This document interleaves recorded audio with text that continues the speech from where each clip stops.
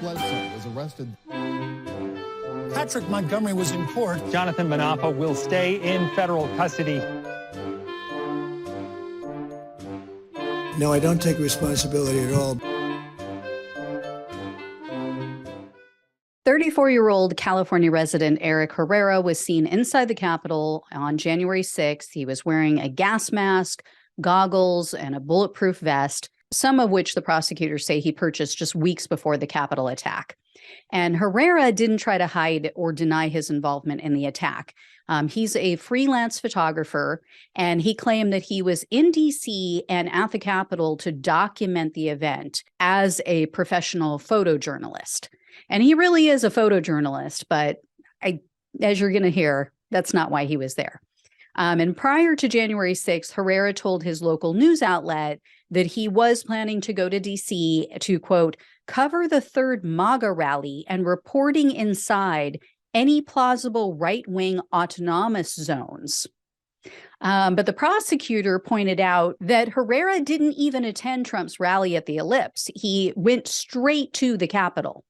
And Herrera snapped a picture of the barriers around Peace Circle, including a sign that in bright red, bold capital letters said, area closed. However, he continued on and he recorded as others were physically battling with the police. He personally scaled the inauguration scaffolding, and then he illegally entered the Capitol as others were trying to push the mob out of the building. Again, Herrera pushed forward and he entered the Senate parliamentarian's office, which was being completely ransacked and destroyed by Trump's mob. So while he was inside that office, Herrera had someone take a photo of him, and he was standing there holding a stack of documents, government documents. So he posted that photo on Instagram, and he wrote in part, quote, I'm reclaiming Aztlan because I love America. He then threw the giant stack of papers in the air. So total mess. He then stole a bottle of alcohol before he exited the office, and he drank some of what was in that bottle. And as the police were ushering Herrera and others out of the closest door, Herrera held the bottle up and then he pumped his fist in the air like in celebration. And then after he was outside, he was schmoozing with other members of the mob for a while. He was boasting about being in the parliamentarian's office. He boasted about his theft of the alcohol. And then he entered the Capitol a second time. So this time, Herrera entered a senator's office where he stopped and he was smoking some weed. And a while later, he was directed out of the Capitol again by officers. So Herrera was arrested on August 19th of 2021, and he was charged with obstructing an official proceeding, entering a restricted building or grounds, 2 counts of disorderly conduct, and parading or demonstrating in a Capitol.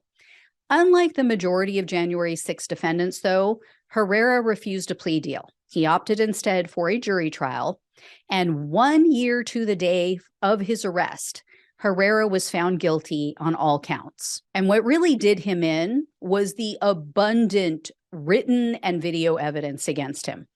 Prior to January 6, Herrera relayed to his friends how he believed, without merit, that the election was stolen. And after attending a December 2020 Stop the Steal rally, Herrera wrote to them, quote, last weekend, we were at the beginning of the revolution, I think. It was an honor just to be there. And what's really hysterical to me is that Herrera questioned how Biden could have won after all of the racist comments he's made in public. I mean, he's not wrong about Biden, but who wants to tell him about Trump? That is some Olympian level cognitive dissonance there. And in an online January 7th conversation, so this is after the Capitol attack, Herrera admitted that he wanted to take a, quote, fuck you picture in the Capitol. He also said that his actions were, quote, driven by the election results, but also everything else that has been affecting our country for almost a year.